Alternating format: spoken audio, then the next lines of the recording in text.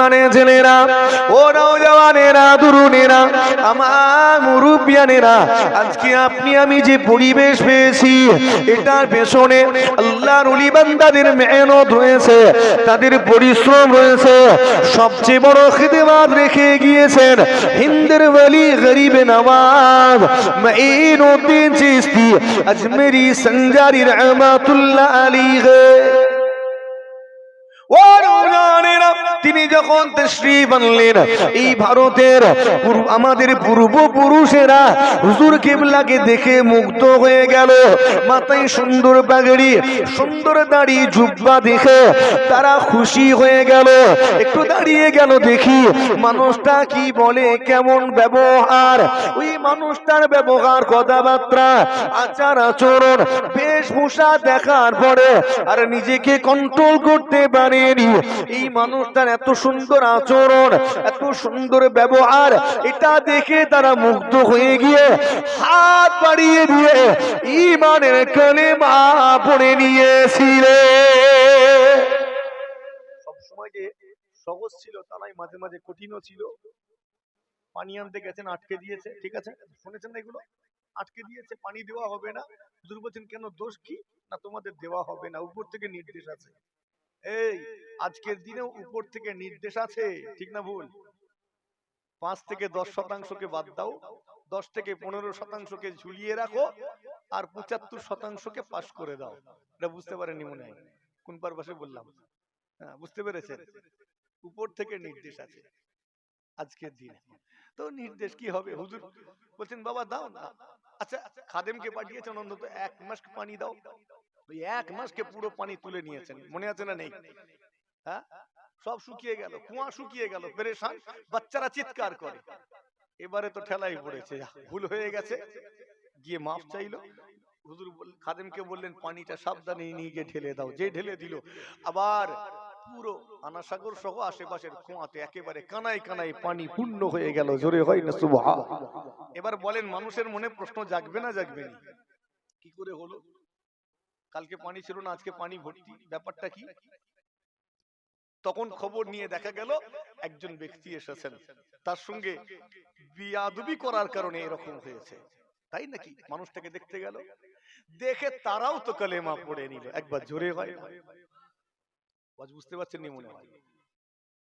তারা যখন দেখবে মানুষটাকে, তারাও তো কালেমা।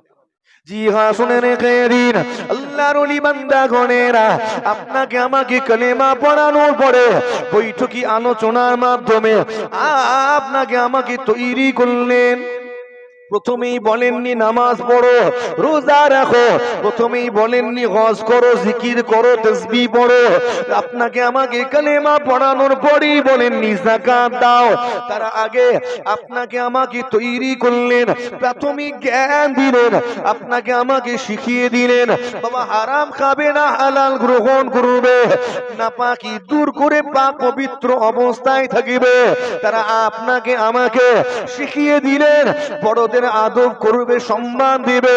প্রাথমিক আদর্শ শিখিয়ে দেওয়ার পরে যখন দেখলেন মানুষটা এবারে নামাজ বাড়িতে দাঁড়ানোর মতো যোগ্য হয়েছে, ঠিক ওই সময় এলাকায় এলাকায় গিয়ে আল্লাহর ঘর মসজিদ বানিয়ে দিলে।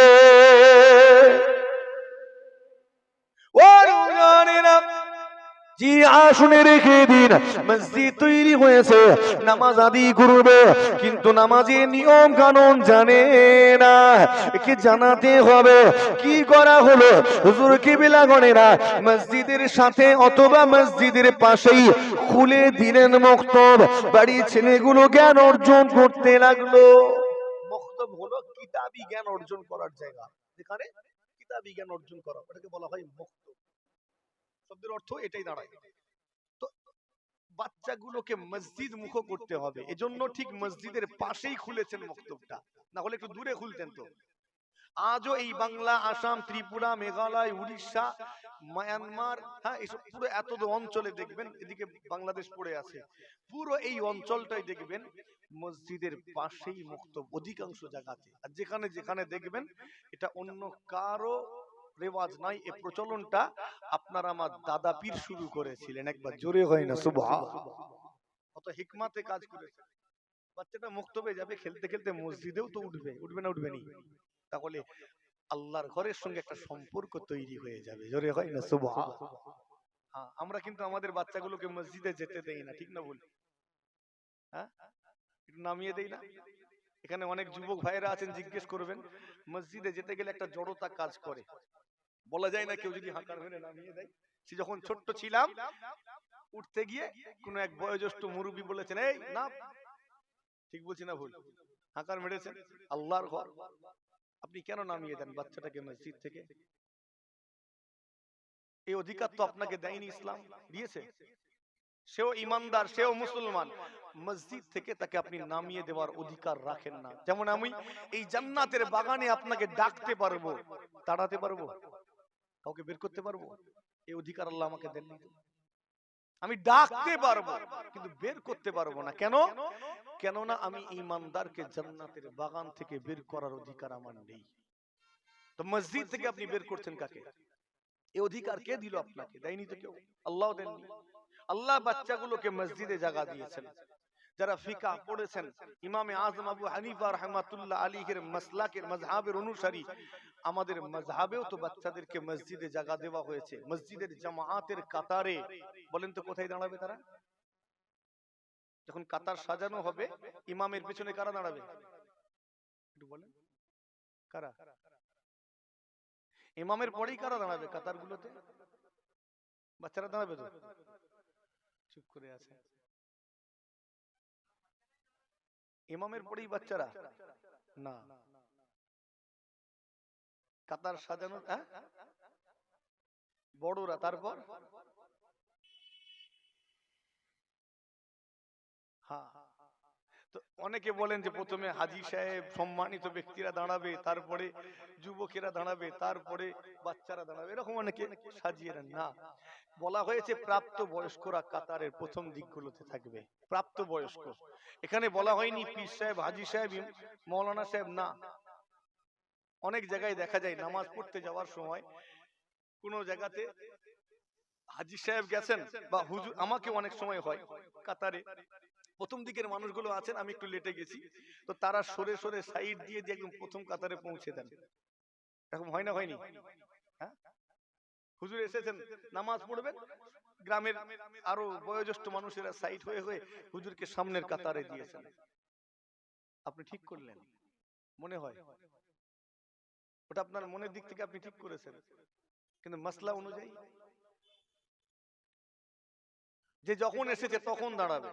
আপনার মনে আছে কিনা জানি না, সৌদির বাদশাহ যখন এসেছিল ভারতে তাজমহল ঘুরতে দেখতে, ওয়াক্ত হয়ে গিয়েছিল নামাজের, নামাজ শুরু হয়ে গেছে, সে বাদশার পৌঁছতে লেট হয়েছে কিন্তু নামাজ দাঁড়ায়নি। একবার জোরে হয় না সুবহান। এটা দেখে সে সময় বহু মানুষ কালেমা পড়েছিল।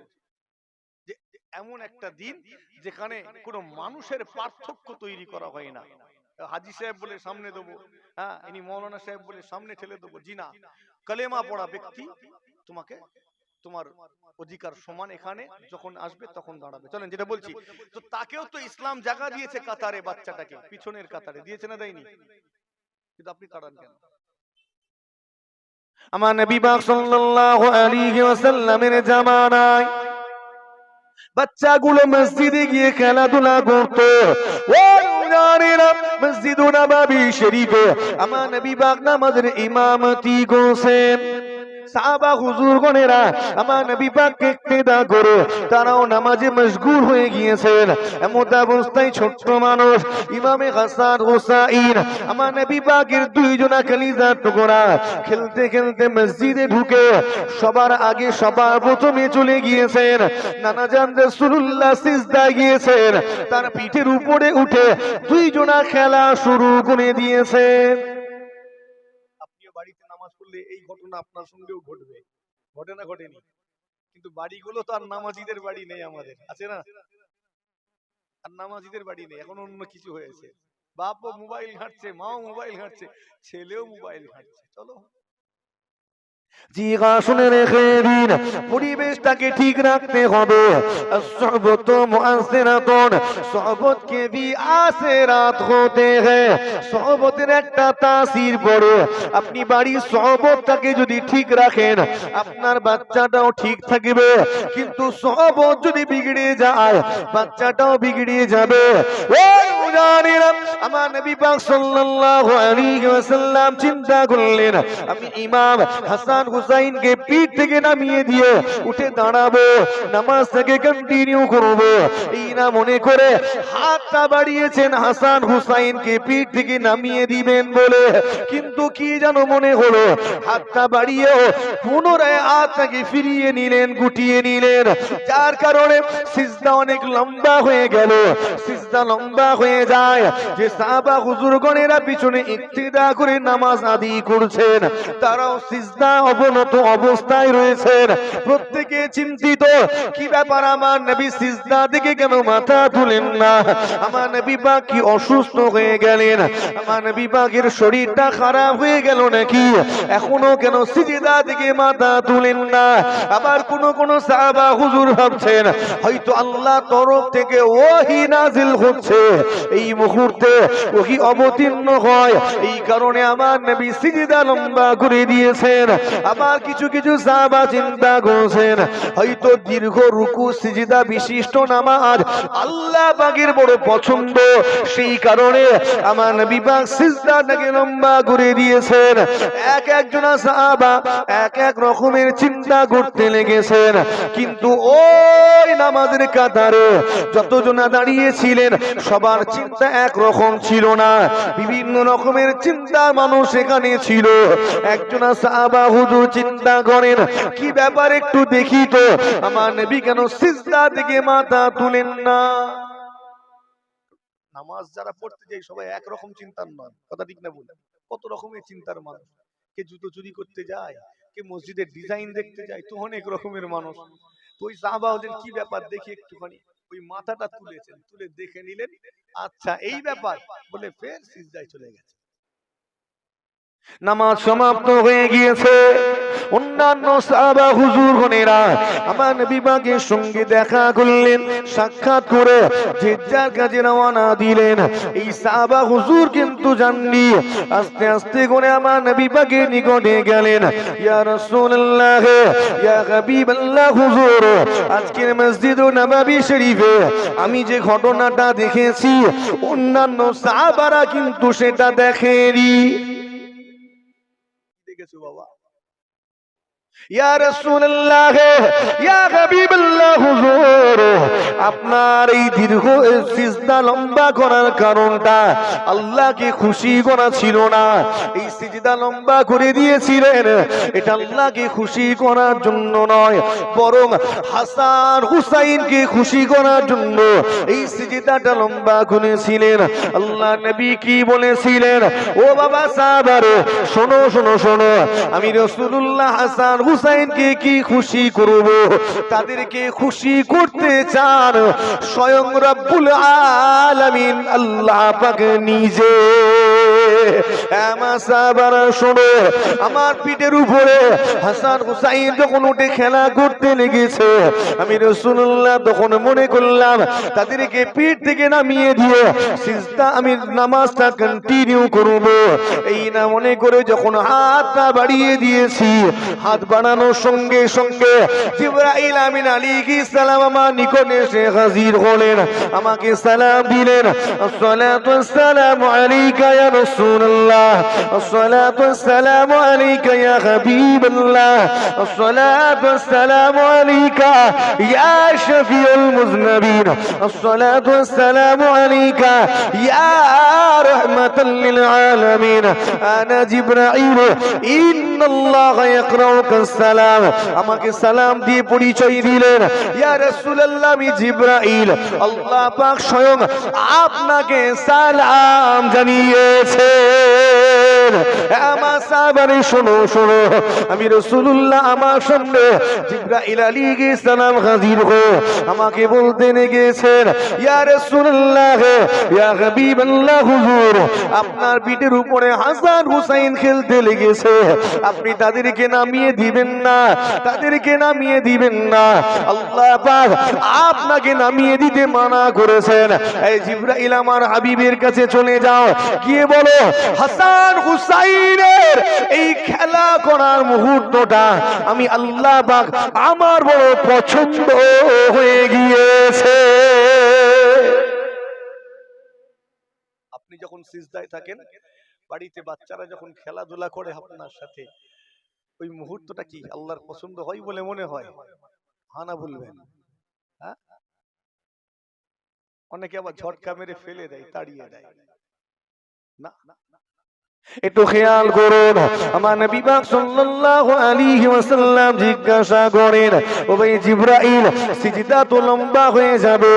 জিবরাইল আলাইহিস সালাম বলেন, ইয়া রাসূলুল্লাহ, ইয়া হাবিবাল্লাহ, হুজুর আল্লাহ পাক আপনাকে সিজদা লম্বা করে দিতে বলেছেন, যতক্ষণ না হাসান হুসাইন নিজে থেকে তার আপনার পিঠ থেকে নেমে না যায়, ততক্ষণ এই সিজদাটা আপনি লম্বা করে দিন। মুসলমানের ছেলেরা, আমার আলোচনাটি ভালো করে বোঝার চেষ্টা করুন। আপনার বাচ্চাটাকে মসজিদ মুখী বানান, মসজিদের সঙ্গে সম্পর্ক তৈরি করে দিন, যাতে আপনার সন্তানের সঙ্গে মসজিদের সম্পর্ক তৈরি হয়। এই জন্য আল্লাহর ওলি বান্দাগণেরা, আমাদের পীর ও মুর্শিদ হুজুর কিবলা গণেরা মসজিদের পাশে অথবা মসজিদের সাথে মক্তবটা খুলে দিয়েছেন, যাতে মক্তবে যায় আর আল্লাহর ঘরের সঙ্গে সম্পর্ক তৈরি হয়ে যায়। এই সম্পর্ক তৈরি করাটা অতটা সহজ নয়। আজকের অনেক যুবক রয়েছে মসজিদে যেতে চায় না, আপনি তাদেরকে মসজিদ মুখী বানানোর চেষ্টা করে বারবার চেষ্টা করেও ব্যর্থ হয়েছে। কথা ঠিক বলছি না ভুল? হ্যাঁ, আপনি তো এখানে অনেক অভিভাবক আছেন, খারাপ ভাববেন না, আপনার উপরে নামাজ ফরজ, আপনার ছেলেটার উপরে নামাজ ফরজ নয়? হানা বলবেন, ফরজ। আপনি এই ফরজ পালনের জন্য আপনার ছেলেকে কি করেছেন, কি নির্দেশ দিয়েছেন? তাকে সাহায্য করেছেন? না, আপনি দেখছেন নামাজের ওয়াক্ত হয়েছে, নামাজ পড়তে যাচ্ছেন, আপনার ছেলেটা বাড়িতে বসে বসে কোনো একটা কাজ করছে, এমন অবস্থা আপনার করণীয় কি ছিল? করণীয় কি ছিল? আপনি একা উজু করে চলে গেলেন, হয়ে গেল। এটা ওই অভিভাবক, ওই গার্জিয়ানদের করণীয় ছিল যে বাবা যতটুকু কাজ হয়েছে থাক, রাখো, চলো একটু আল্লাহর ঘরে যাই, নামাজটা পড়ে আসি। কথা ঠিক বলছি না ভুল? এটা আপনার করণীয় ছিল না? দুনিয়ার কাজ বড় না আল্লাহর কাজ বড়? কথা বলেন, আল্লাহর কাজটা বড়? বাবা যতটা কাজ হয়েছে থাক না, চলো না একটু আল্লাহর কাজটা করি, সবচেয়ে বড় কাজ তো ওটাই। ওই অবস্থায় থাক, এসো বলে সঙ্গে ছেলেটাকে নিয়ে যদি বাপ বেটা হেঁটে হেঁটে পাশাপাশি যেতাম মসজিদে, বাপের সম্মান বাড়তো না কমতো? বাড়তো। কিন্তু আমরা তো সেটা করিনি। তো আমরা এই আদর্শ আমাদের বাচ্চাদের দেইনি। তো এটা আমাদেরও দোষ। আমাদের সন্তানগুলো বেনামাজি হয়ে ঘুরে বেড়াচ্ছে, এর দায়টা বাপটাকেও তো নিতে হবে। 12-13 বছর বয়স ছেলে বেনামাজি। আচ্ছা বলেন তো, ছেলেটা এতদিন নামাজি হয়ে যাওয়ার কথা ছিল না ছিল না? একটু কথা বলেন না রে বাবা। 7 বছর বয়স থেকে ট্রেনিং দিতে যাবে, বুঝাতে হবে, হচ্ছে না। 10 বছর হয়ে গেছে, বুঝাও। 11 বছর মেরে মেরে দাঁড় করাও, হচ্ছে না। 12 বছর হয়ে গেছে আর দাঁড়াই না, টুক করে একটা লাথি মেরে ঘর থেকে বের করে দাও, ব্যাস। কোথায় যাবে 12 বছরের ছেলেটা? নানির বাড়ি, খালার বাড়ি, ফুফুর বাড়ি, বন্ধুর বাড়ি কতদিন যাবে? 1 মাস, 1.5 মাস, 2 মাস, 3 মাস। 3 মাস পরেও রক্তের টান টানবে না? টানবে না? কথা বলেন। বাপের কথা মনে পড়বে না? মায়ের আদরের কথা মনে পড়বে না? যখনই মনে পড়বে মায়ের কাছে যেতে ফিরতে চাইবে, বাপের কাছে ফিরতে চাইবে, জান ছেঁড়াছিড়ি করবে, তখন ওই ছেলেটার মনে হবে আমাকে ঘরে ফিরতে গেলে নামাজ পড়তে হবে। ঠিক না ভুল?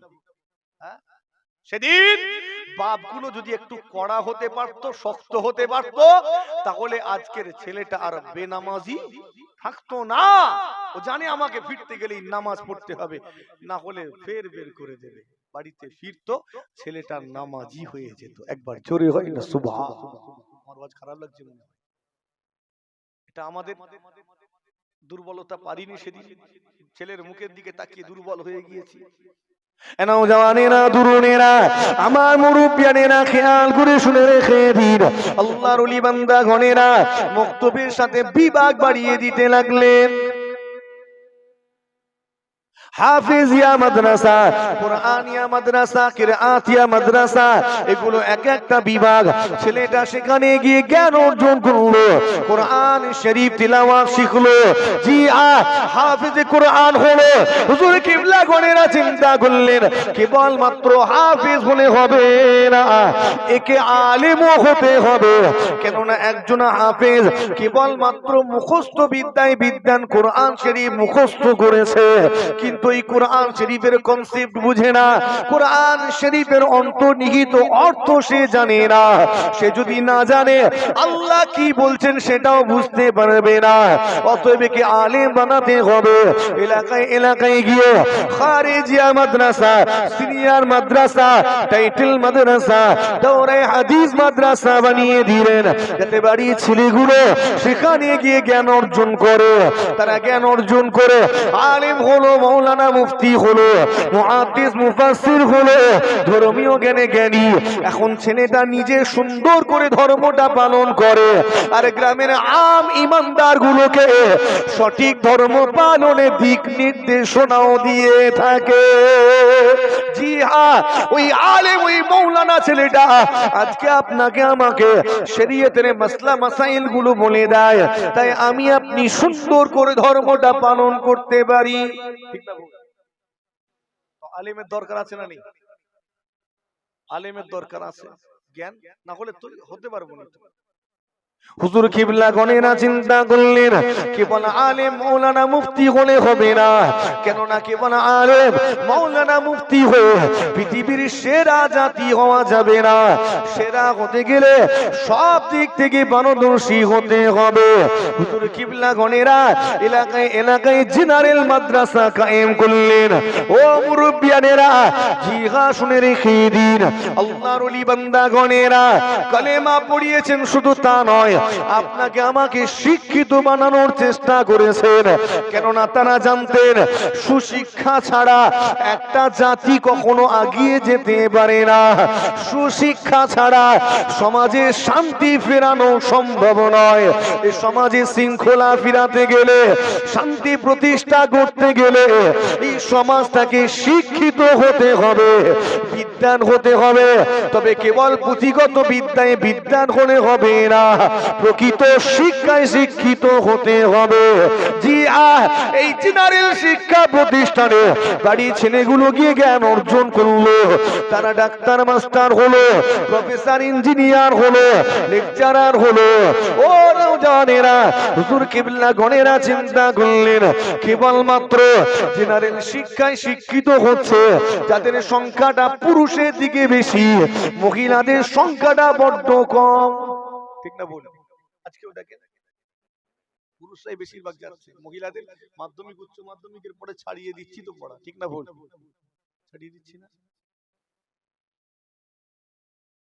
হুজুর কেবলাগণ লক্ষ্য করলেন সেই সময়কার হালটা দেখেন, তখন তো পাঠাতোই নাই শিক্ষা প্রতিষ্ঠানে, যেতে দিত না তো।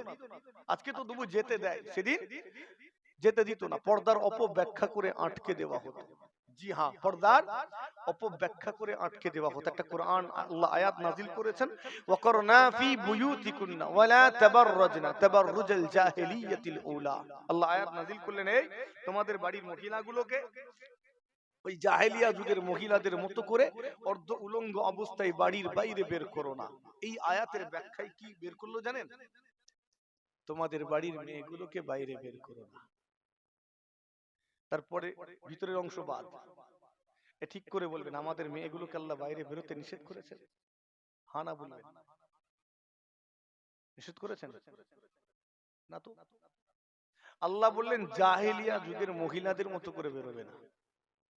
আমরা জাহেলিয়া যুগটা পুরো বাদ দিলাম, তোমাদের মহিলাগুলোকে বাইরে বের করবে না, খালি এতটুকু নিলাম। আল্লাহ বেরোতে নিষেধ করেননি। আল্লাহ বলেছেন তাদের মতো করে বের হবে না, তুমি বের হবে কার মতো? ইমানদার, ইমানদারের মতো বের হও। তুমি পর্দার সাথে নিজেকে হেফাজতে রেখে বের হও। একবার জোরে হয় না সুবহানাল্লাহ। বেরোতে পারে একটা মহিলা পর্দার মধ্যে থেকে স্কুল যেতে পারেন, কলেজ যেতে পারেন, শিক্ষকতা চাকরি নকরি করতে পারেন, পারে না পারেনি? কোনো অসুবিধা নেই। জি হ্যাঁ, শুনে রেখে দিন, তারা নারী শিক্ষার প্রচার করলেন। হুজুর কিবলা গণেরা এলাকায় এলাকায় খাস মাদ্রাসা, হাই মাদ্রাসা নির্মাণ করলেন, মাদ্রাসাতুল বানাত নির্মাণ করলেন। আপনারা আমার পীর মুজাদ্দিদ জামান হুজুর কিবলা এই শিক্ষা আন্দোলনে কতটা অবদান রেখেছেন জানা আছে আপনার? হানা বলবেন, জানা আছে? হ্যাঁ, এই পশ্চিমবঙ্গে একটা মাদ্রাসা বোর্ড বলে একটা বোর্ড আছে না? হ্যাঁ না বলবেন। এই বোর্ডের আন্ডারে 600-র উপরে হাই মাদ্রাসা আছে, সিনিয়র মাদ্রাসা আছে 100-র উপরে। 100-র উপরে সিনিয়র মাদ্রাসা আর হাই মাদ্রাসা 600-র উপরে। আমি আগে বলতাম যে 75% মাদ্রাসা দাদা হুজুর আর 5 হুজুরের তৈরি, পরে একটু পরিবর্তন হয়েছে যখন আমার জ্ঞান একটু বেড়েছে। জি হ্যাঁ, এই বোর্ডের আন্ডারে যত মাদ্রাসা আছে এই 600-র উপরে হাই মাদ্রাসা আর 100-র উপরে সিনিয়র মাদ্রাসা, এটা আমি আমার জ্ঞানে বলছি না। আমি এই কিছুদিন আগে আপনারা আমার পীরকে নিয়ে একজন পিএইচডি করেছেন, জানেন কি? হ্যাঁ, একজন গবেষণা করেছেন, পিএইচডি করেছেন, ডক্টরেট উপাধিতে তিনি ভূষিত। আপনার আমার পীর এখন গবেষণার বিষয়, একবার জোরে হয় না সুবহানাল্লাহ। তাকে নিয়ে গবেষণা করছে লন্ডনে, অক্সফোর্ডে গবেষণা হচ্ছে, বাংলাদেশ ঢাকা বিশ্ববিদ্যালয় তাকে নিয়ে গবেষণা হচ্ছে, বিভিন্ন দেশের বিভিন্ন প্রান্তে, আমার দেশে বেশ কিছু ইউনিভার্সিটিতেও তাকে নিয়ে গবেষণা করা হচ্ছে। এই আলিয়া মাদ্রাসা, আমি মাদ্রাসা বলতে পছন্দ করি, অনেকে ইউনিভার্সিটি বলেন, তো আমার জন্য মাদ্রাসাটা বেশ ভালো লাগে। তো আপনার ভালো লাগে না মনে হয়? কোনটা বেশি আপনার কাছে গর্বের মনে হয়, ইউনিভার্সিটি বলতে না মাদ্রাসা বলতে? হ্যাঁ, আমার আমার বেশি মানে ভালো লাগে মাদ্রাসা বলবো এটা, কারণ ওটা মাদ্রাসাই তো নাকি। সেই আলিয়া মাদ্রাসা থেকে পিএইচডি করেছেন আপনার আমার পীরকে নিয়ে। তার যখন কমপ্লিট হলো ডিগ্রি, তার ইন্টারভিউ নেওয়া হচ্ছিল, কতগুলো প্রশ্ন করা হলো, তিনি উত্তর দিতে দিতে বলছেন যে দাদা হুজুর কিবলা রাহমাতুল্লাহ আলাইহির শিক্ষা আন্দোলনে কেমন অবদান, বলতে বলতে বলছেন 600-র উপরে হাই মাদ্রাসা, 100-র উপরে সিনিয়র মাদ্রাসা, এই প্রত্যেকটা মাদ্রাসা দাদা হুজুর কিবলা, 5 হুজুর কিবলা এবং তার খলিফা, খলিফার আওলাদদের দ্বারা তৈরি করা। একবার জোরে হয় না সুবহানাল্লাহ। চিন্তা করেছেন অবদানটা কতটা? চিন্তা করেছেন? প্রত্যেকটা মাদ্রাসা কোনটা নিজে প্রতিষ্ঠা করেছেন, কোনটা তার আওলাদেরা করেছেন, কোনটা মুরিদ খলিফা, খলিফার আওলাদদের দিয়ে করিয়েছেন। একবার জোরে হয় না সুবহানাল্লাহ। আজকে তাহলে আমরা যে আলেম মাওলানা মুফতি দেখতে পাই, এদের পিছনে আপনার আমার পীরের অবদান আছে না নাই? অস্বীকার করার ক্ষমতা আছে? একটা কারো ক্ষমতা নেই এটাকে অস্বীকার করবে, তুমি বাঁচার লাইন নেই। যদি দাদা হুজুরের উপরে, আল্লাহর ওলিদের উপরে কারো রাগ থেকে থাকে, ও জানবেন বেরোতে পারবে না। কেননা তুমি যা কিছু সব আল্লাহর ওলিদের মেহনতের কারণে। একবার জোরে হয় না সুবহানাল্লাহ। আজকে দিনে যখন বলে যে সেই দাদা পীরের দরবারে কেন যাও, কেন আজমির শরীফ যাও, তখন মাঝে মাঝে দুঃখও লাগে, হাসিও পায়, এরা কারা রে বাবা? ওই দাদা হুজুরের অবদান ছাড়া তো তুমি চলার ক্ষমতা রাখো না, ঠিক না ভুল? হ্যাঁ, ওই গরিবে নামাজের অবদান ছাড়া চলতে পারবো? কথা বলে না, পারবো না। অথচ তাদের উপরে মানে বড় বড় কথা বলা হয়, কেন যাও আজমির শরীফ, কেন যাও ফুরফুরা শরীফ। এগুলো না থাকলে তুমি তো ঈমানদারই নয়। নওজওয়ানেরা, তরুণেরা, জিগা খেয়াল করে শুনে রেখে দিন, আজকে দিনে আমি আপনি যখন নামাজ পড়ি, ফুরফুরার পীর আবু বকর কিন্তু সওয়াব পান। পান না পাননি? এটা নতুন ডায়লগ হয়ে গেল নাকি? হ্যাঁ, আপনি নামাজ পড়লে ফুরফুরার পীর আবু বকর সওয়াব পান, আপনি রোজা রাখলে ফুরফুরার পীর আবু বকর সওয়াব পান, আপনি ওযু করলে সেই ইমামে আযম আবু হানিফা নুমান বিন সাবিত রাহমাতুল্লাহ আলাইহি তিনিও সওয়াব পান। একবার জোরে হয় না সুবহানাল্লাহ। এটা একটু ভুল বলে ফেললাম মনে হয়, ঠিক বলেছি না ভুল বলেছি? আসুন ঘাটে না, কি করে পাই না পাই একটু চিন্তা করেন, পেয়ে আশা করি পেয়ে যাবেন। একবার দুরূদ শরীফ আল্লাহুম্মা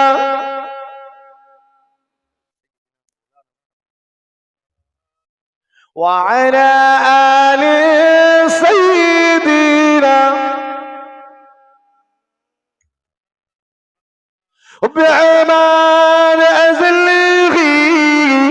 सीने में है मेरा हो मेरा दिल मदीने में है प्यामान अज़लगी सीने में है मेरा हो मेरा दिल मदीने में है फूल तो फूल का तुम्हें क्या हुस्न है लुत्फी जन्ना से बढ़कर मदीने में है अल्लाहुम्मा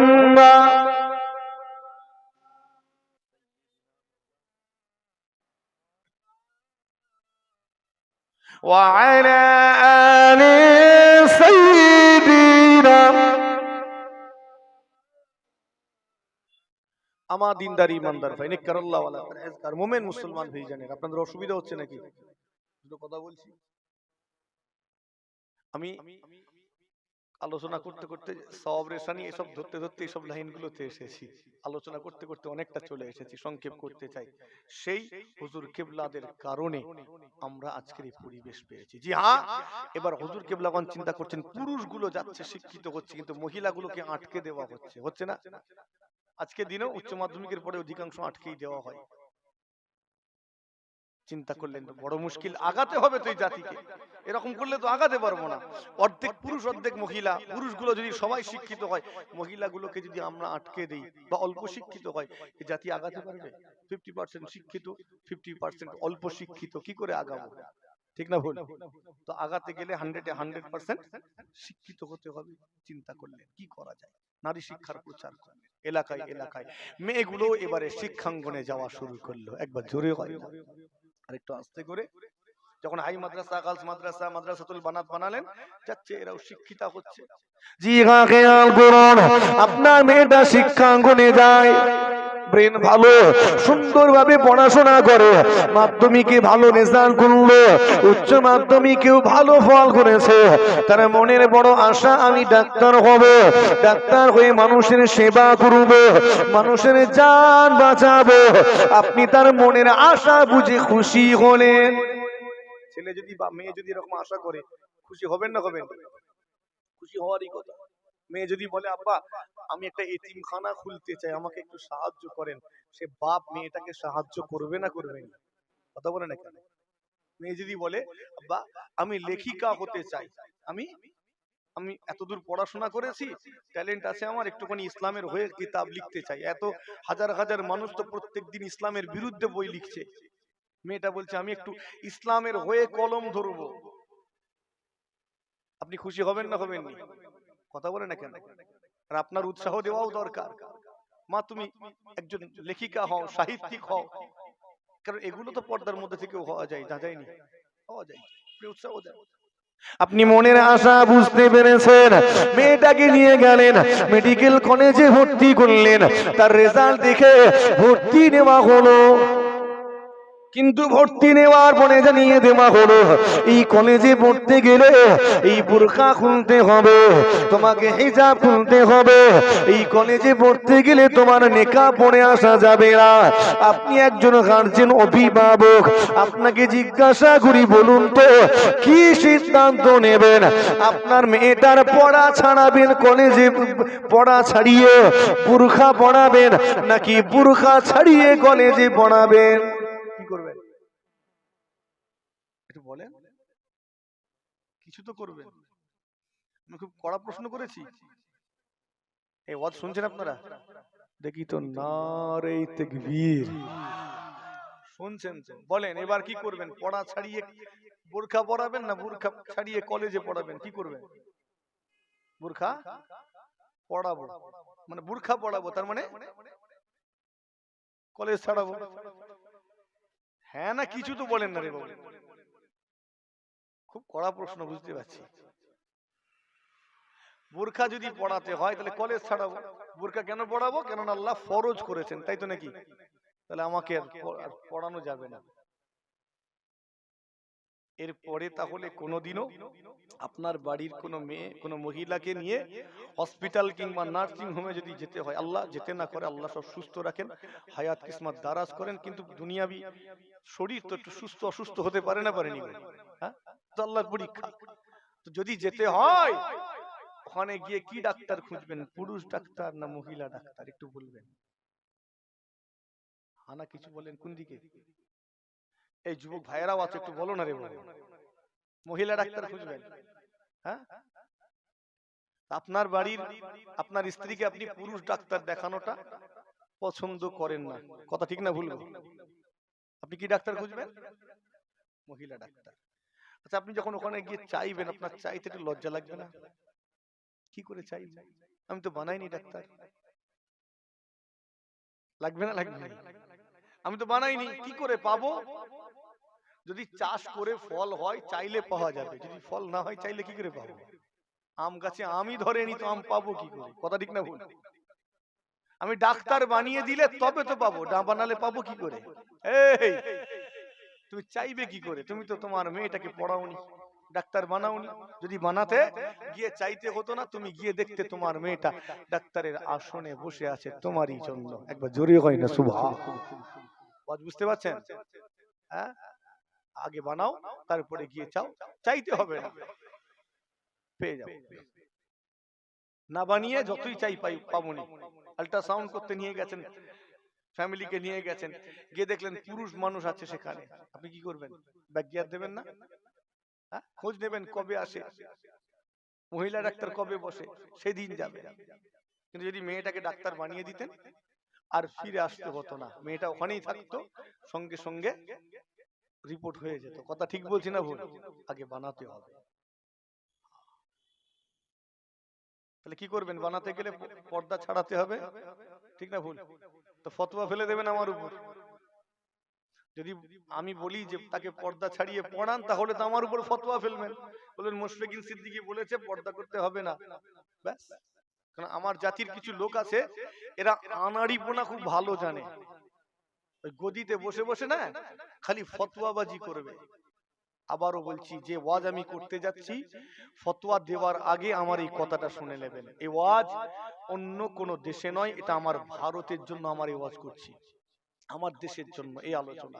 এই আলোচনা অন্যান্য দেশে নয়, ইসলামিক কান্ট্রির জন্য নয়, আমার দেশের জন্য, এই ভারতের জন্য।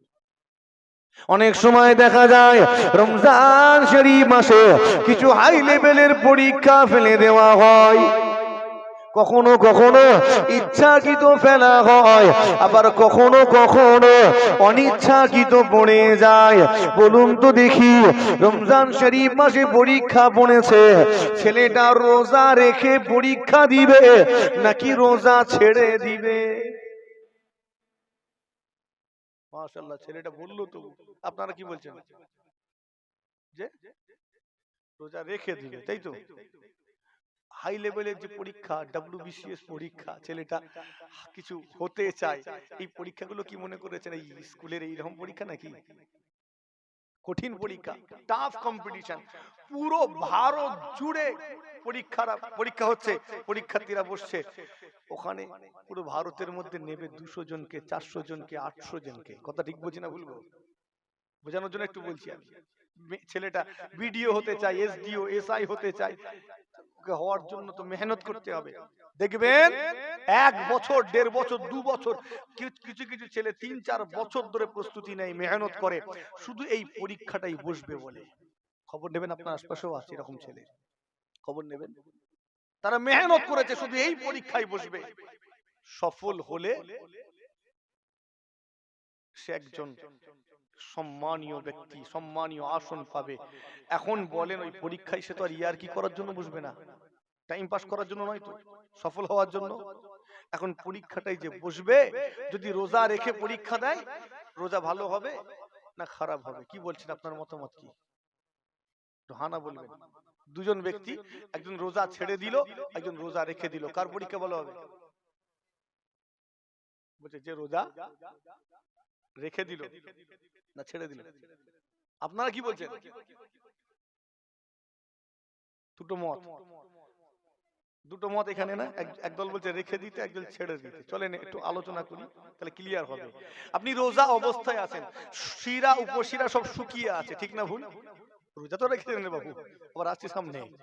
তো শিরা উপশিরা শুকিয়ে কাঠ হয়ে আছে, রক্ত সঞ্চালন ঠিকঠাক নেই, এমন অবস্থায় আপনার ব্রেন দ্রুত সিদ্ধান্ত দিতে পারবে না।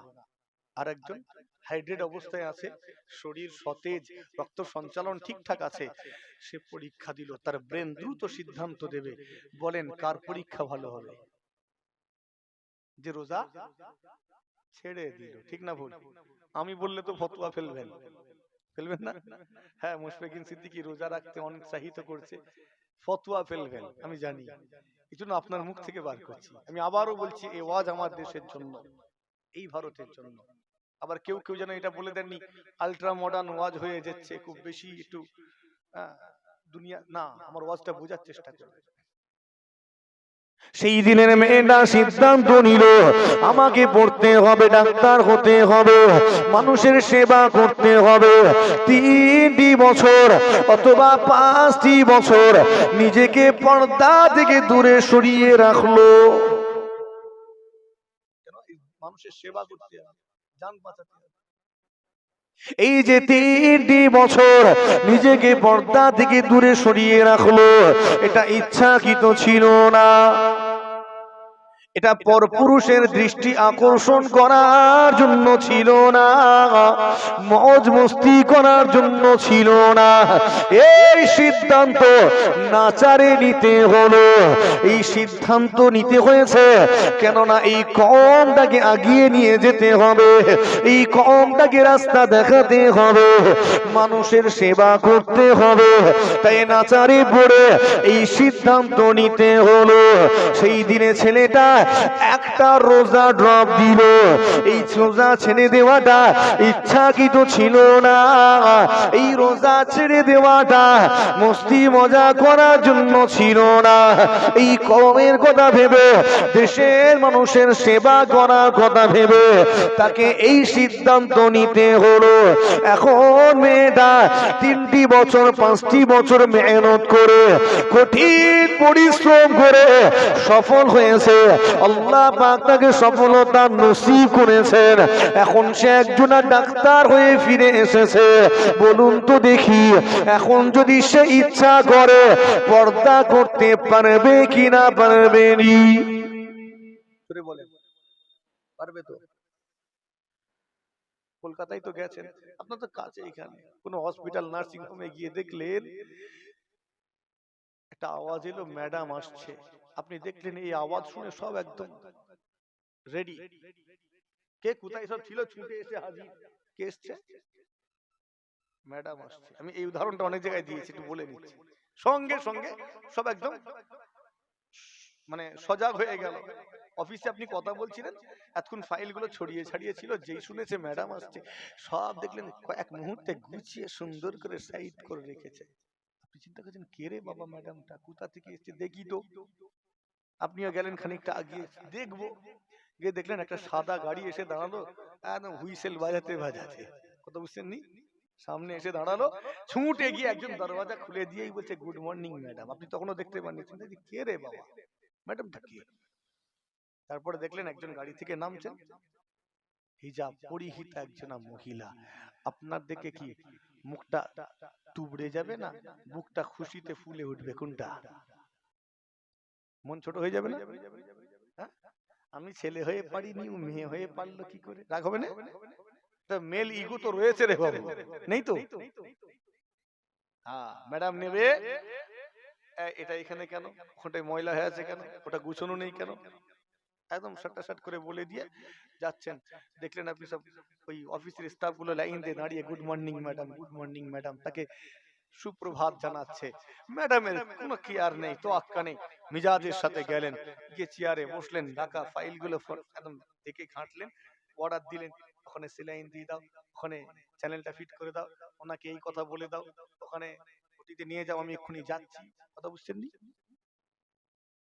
বলে রেখে দিয়ে উঠে চলে গেলেন নিজের কাজে। দেখে আপনি খুশি হবেন না হবেন না? কথা বলে না কেন? না তখনও মেল ইগো কাজ করবে? আপনি খুশি হবেন। আচ্ছা, ওই ম্যাডামটা যদি সেই দিনে বলতো আমি পর্দা করব, পর্দা ছাড়বো না, ডাক্তারটা হতে পারতো? কথা বলে আর হতে হতো না। সেদিন যদি বলতো যে আমি আর বোরকা ছাড়বো না, পর্দা ছাড়বো না, আমি কলেজে পড়বো না, আর হতে পারতো কি? এই জায়গায় আসতে পারতো। কিন্তু আজকে পারবে পর্দা করতে, বাকায়দা আজকে সে হিজাব পরেই এসেছে, ঠিক না? বলে এরকম ডাক্তার দেখেননি? হ্যাঁ, কত হিজাব পরি হিতা ডাক্তার দেখেননি? কিন্তু সেদিন তাকে নাচারে পড়তে হয়েছিল, না হয়নি? ওয়াজ বুঝতে পারছেন নি মনে হয়? বুঝতে পারছেন? আমার উদ্দেশ্য বোঝানো, ব্যাস। এটা বুঝতে পারলেই হলো। কেউ আবার অপব্যাখ্যা করে ফতোয়া দেওয়ার চেষ্টা করবেন না, কেন এই ওয়াজ করছি আমার দেশের জন্য। স্থান কাল পাত্র হিসাবে কখনো কখনো ফতোয়া পরিবর্তন হয়। জি হ্যাঁ, দাঁড়িয়ে পেশাব করা যাবে? এ আপনাদের কি মজা যাবে? যাবে না। আপনি পারবেন দাঁড়িয়ে পেশাব করতে? কিন্তু হাদিস আছে, আমার নবী পাক সাল্লাল্লাহু আলাইহি ওয়াসাল্লাম দাঁড়িয়ে পেশাব করেছিলেন। শুনেছেন না শুনেননি হাদিসটা কোনোদিন? কথা বলেন না কেন? হ্যাঁ, এবার আপনি বলবেন হুজুর পরিস্থিতি জায়গা অন্যরকম। আমি তো সেটাই বলছি, জায়গা হিসাবে কখনো, স্থান কাল পাত্র হিসাবে কখনো কখনো ফতোয়া পরিবর্তন হয়। এটাই তো বলছিলাম নাকি? নওজওয়ানেরা, তরুণেরা, আমার মুরব্বিয়ানেরা, একটু খেয়াল করে শুনে রেখে দিন। সেই দিনে ছেলেটা রোজা রাখতে পারেনি, পরীক্ষা দিয়েছে, এখন সফল হয়েছে। আল্লাহ পাক তাকে সফলতা নসিব করেছেন। এখন সে একজনা WBCS অফিসার, একজনা বিডিও হয়েছে, SDO SI হয়ে ফিরে এসেছে। এখন সে একজনা সরকারি উচ্চ পদস্থ কর্মচারী। বলুন তো দেখি, এখন যদি সে মনে করে সেই দিনের ওই ছেড়ে দেওয়া রোজাটা আদায় করতে পারবে কিনা, পারবে নি? পারবে না? আজ পারবে, সেদিন নাচারে পারে। ও আমার মুরব্বিয়ানেরা, একটু খেয়াল করে শুনুন। আল্লাহ পাকের কোরআন শরীফ, আল্লাহ পাক আয়াত নাজিল করলেন। এই আয়াতটা যদি না থাকতো আমি এই ওয়াজ করার সাহস দেখাতে পারতাম না। আমি যে ওয়াজ করছি আপনারা ফতোয়া দিয়ে আমাকে মেরে ফেলতেন। বাস্তব কথা বলছি, যদি এই আয়াত না থাকতো মুশফিকিন সিদ্দিকীর ক্ষমতা ছিল না এই আলোচনা করে। শুধু এই একটা আয়াতের জন্য এই আলোচনাটা রাখতে পারছি। আল্লাহ পাকের কোরআন, আল্লাহ আয়াত নাযিল করলেন।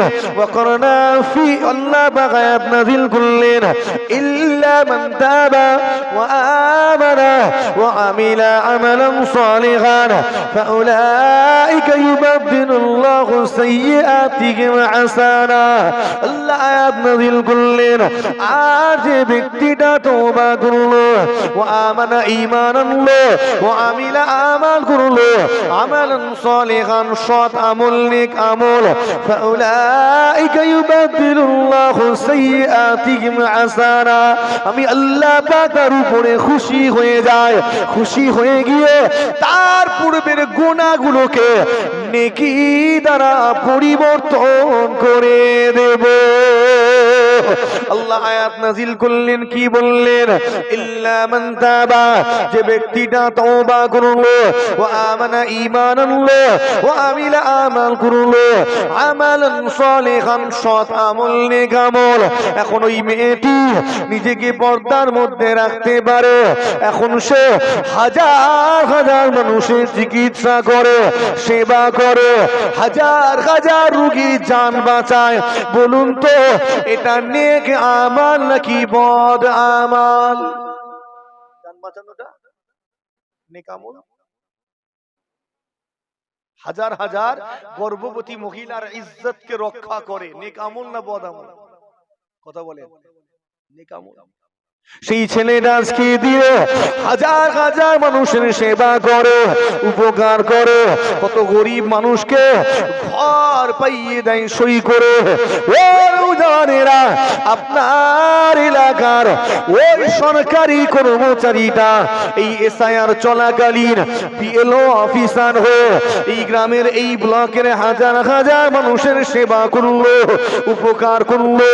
এই মানুষগুলোর হাজার হাজার মানুষকে সাহায্য করলো। এটা নেক আমাল নাকি বদ আমাল? বুঝতে পারেননি মনে হচ্ছে বাবা। এগুলো করেও জান্নাত পাওয়া যায় তো? যায় না যায়নি? এই তুমি 60 বছর ধরে 70 বছর ধরে মসজিদে গিয়ে এই শীতের সময় ফজরের ওয়াক্তে কাঁপতে কাঁপতে গিয়ে ওযু করে ফজরের নামাজ পড়েছো, এই কপাল ঠুকে ঠুকে তুমি আল্লাহকে যত না খুশি করেছো না, ওই 25-26 বছরের ডাক্তার মেয়েটা একটা জান বাঁচিয়ে তোমার চেয়ে বেশি আল্লাহকে খুশি করে ফেলেছে। জোরে হয়, ঠিক বললাম না ভুল বললাম? একটা মহিলার ইজ্জত রক্ষা করে তোমার চেয়ে বেশি সওয়াব কামিয়ে ফেলেছে। হ্যাঁ, ওই বিএলও অফিসারটা এই মানুষকে সাহায্য করেছে, ওই নামাজিটাকে সাহায্য করেছে, বেনাগরিক হওয়া থেকে আটকে তাকে সাহায্য করেছে না? ওই হাজী সাহেবটাকেও ওই বিএলও অফিসার হয়ে, কথা বুঝতে পারেননি মনে হয়। হ্যাঁ, ওই গ্রামের গণ্যমান্য মুরব্বী ব্যক্তিটাকেও সাহায্য করলো। এটা তার নেক আমল না বদ আমল? আল্লাহ আয়াত নাযিল করলেন যে ব্যক্তিটা তওবা করলো, এখন ওই ব্যক্তিটা তওবা করে, মেয়েটা আল্লাহর কাছে কাঁদে, ও রব্বি আল্লাহ, সেই দিনে পর্দা করতে পারি নাই, তবে ওটা ইচ্ছাকৃত ছিল না, নাজারে পড়ে সিদ্ধান্ত নিতে হয়েছিল, তবু আমি গুনাহ করেছি, অন্যায় করেছি, আল্লাহ স্বীকার করি, তোমার কাছে মাফ চাই, ক্ষমা চাই, আল্লাহ আমাকে মাফ করে দিন। ছেলেটাও তওবা করলো, সেই দিনে রোজা রাখতে পারি নাই, আল্লাহ ভুল করে ফেলেছি, অন্যায় করেছি, যদিও অনিচ্ছাকৃত, তথাপিও স্বীকার করি আমার ভুল হয়েছে, আল্লাহ মাফ করে দিন। আল্লাহ বললেন ইল্লা মান তাবা, যে ব্যক্তিটা তওবা করলো, ছেলেটাও তওবা করেছে, ওই মেয়েটাও তওবা করেছে, ও আমানা ঈমান আনলো, আল্লাহ পাকের উপরে আজ তারা পূর্ণ আস্থা রেখেছে, আল্লাহর উপরে ভরসা রেখেছে, ও আমিলা এবং আমাল করে, নেক আমল করে, আমালান সালিহান, হাজার হাজার মানুষের সেবা করা, চিকিৎসা করা, জান বাঁচানো, এখন তারা এই নেক আমলগুলো করে, আল্লাহ জানিয়ে দিলেন এই তওবা করে আমার উপরে পূর্ণ আস্থা রেখে নেক আমল করার খাতিরে আমি আল্লাহ তাদের উপরে খুশি হয়ে যায়, রাজি হয়ে যায়, এতটা সন্তুষ্ট আমি হয়ে যাই, আমি আল্লাহ পাক ফাউলাইকা ইউবাদদিলুল্লাহু সাইয়্যাতিহিম হাসানা, আমি আল্লাহ খুশি হয়ে পূর্বের ওই গুনাহগুলোকে নেকি দ্বারা পরিবর্তন করে দেব। অর্থাৎ ছিল ওটা গুনার পাহাড়, ওই গুনার পাহাড়টাকে আমি আল্লাহ নেকি দ্বারা পরিবর্তন করে গুনার পাহাড়টাকে নেকির পাহাড় বানিয়ে দেব।